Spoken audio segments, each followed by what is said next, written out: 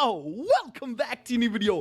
Ladies and gentlemen, I'm starting a brand new video series from this week. Every week, I react to the Black Clover anime. This week, I reacted to Black Clover episode 161, Xenon's Power. And each week, I tend to usually talk about how I felt about the episode and give a quick rundown at the end of the episode. But that leaves a lot of people wondering, yo, what happened in this episode? Is there anything that I missed that I picked up that you guys missed out on? So I'm starting a brand new video series starting for this video. Now honestly, all in all, I might cancel this video series. It all depends on you. If you guys enjoy this video series, tell me in the comment section down below. If you want any other video series, for example, a fact series, a ship series, yo, that is stealth ship, do be hitting different, do be sure to tell me in the comment section down below. But other than that, we're gonna try this out for this video, and if you want it, we'll do it for the next videos, obviously starting from next week's episode 162. But it's called pretty much an explained episode. We'll do it every week after the episode airs, like a few hours after the episode airs, and we'll see how it goes. But with that being said, let's jump straight into the first video in this series, Black Clover episode 161, Xenon's Power Explained.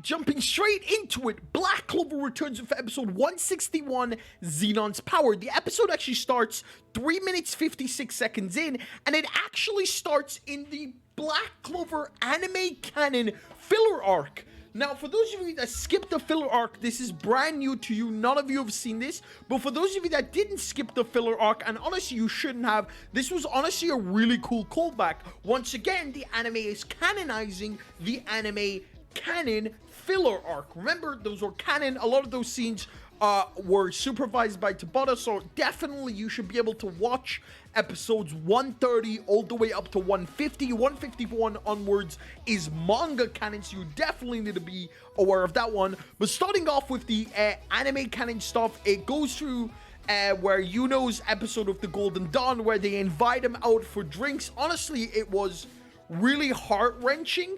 And this is the first time we actually get to see Yuno smile in this series. Like, it's been so long that I believe this is the first time we see Yuno smiling. We then get straight into it, taking off seconds where last week's chapter ended.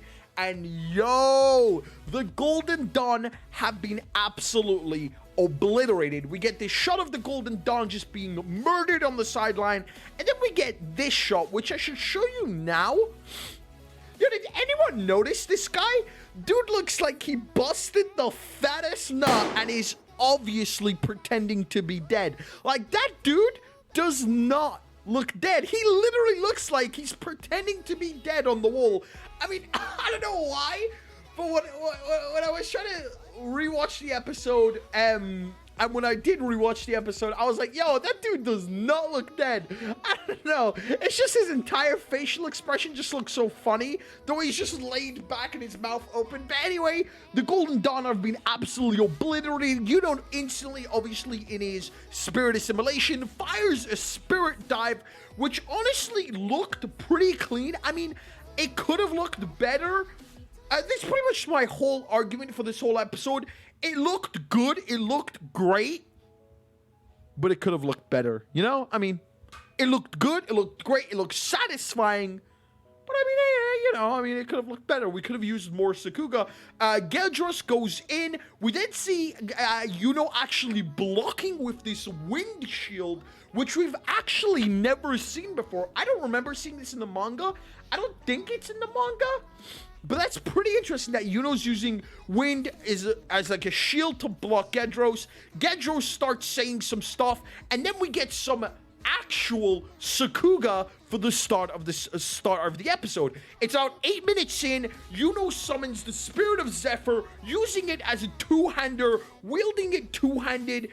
We see half of Yuno's face cut off, and honestly, it looks amazing. He pulls the sword in the air, and then we see Gedros' reflection through the sword, and bang! Yuno slashes Gedros with Spirit of Zephyr, and we get this really cool animation followed by some smoke. I don't know, the smoke is kind of weird. I don't know why there's smoke coming here, but we then get this animation of Yuno cutting him, and a bang! Yuno's cut him, blood pours out, and we get this very nice cut that looks honestly directly from the manga of Yuno saying, "I'll cut through you." Honestly, a really clean episode. Like, again, it could have been better, the whole fight. The ending was good. It was really satisfying. But, I mean, at the end of the day, the episode could have been better in more ways than one. We then go on to the Floiga fight, if I'm being not mistaken. Klaus and Latoli are in bad situation. Yuno comes in. Obviously, Yuno is wind magic. Wind magic is an obvious natural enemy to mist magic. If a lot of you are confused what happened there, obviously, if you blow wind on smoke, smoke tends to go away, you know? I don't know if anyone missed that, but obviously, wind and smoke are natural enemies. But given Yuno's second that he gave everyone to understand where Floiga is, Latoli jumps in using natural compass. Obviously, for those of you that remember, this is the first time we saw her was during the Noelle Silva transformation, when Noelle unlocked her Valkyrie armor. She was fighting Elf Latoli, and Elf Latoli was millions stronger than Latoli's normal form. But Latoli manages to use Yuno to locate where Floiga is, runs in, uses compass. Now his entire armor is gone. He can't use magic in another Atlas, and Klaus rushes in. Klaus, honestly, MVP. We see this really cool montage of Klaus doing push-ups, and Klaus honestly just looks insane, and Klaus absolutely smashes him into the pillar. Boom, baya, win. We get this really cool moment, and then followed by utter despair. The roof collapses, and boom, baya, William Vengeance appears. We get this shot of William, Xenon just holding on to William, Yuno looking up towards them. A lot of you didn't notice, but the bones in this panel are actually CGI. This is a realistic definition of good CGI. CGI is used here in such a good way that you didn't actually notice it was CGI. So shoutouts to anyone who actually picked up on the bones being CGI in that panel. Xenon then obviously goes on to say it was useless bringing anyone below 40%, confirming once again that there are dark disciples that are above 50%, hell, even some who might even be 60 to 70, though I doubt any could go 80. Yuno gets the flashback of when the Spade Kingdom was attacked, and he sees Xenon once again, showing that Xenon in the last 17 years has not aged. Keep that in mind for a future video. But then starts this brand new OST, and yo, Xenon's OST is beautiful. It's honestly, it gave me Bleach vibes. I don't know if it gave you Bleach vibes, but it really did give me Bleach vibes. Yuno goes into Spirit Dive. They try to block the attacks, but yo, there is absolutely zero way they're blocking this. Klaus and Latoli are hit really, really badly. Yuno manages to dodge. Then we get this another Sakuga moment in the episode, almost a reminiscence of whenever Asta does it. Whenever Asta goes into the manga, we get this manga shot of Yuno just turning around, and it looked, honestly, yo, I was like, oh shit. I love it when they go back to the manga. Yuno gives this absolutely amazing shout, charges straight in towards Xenon. But yo, it is just over. Xenon unleashes 55%.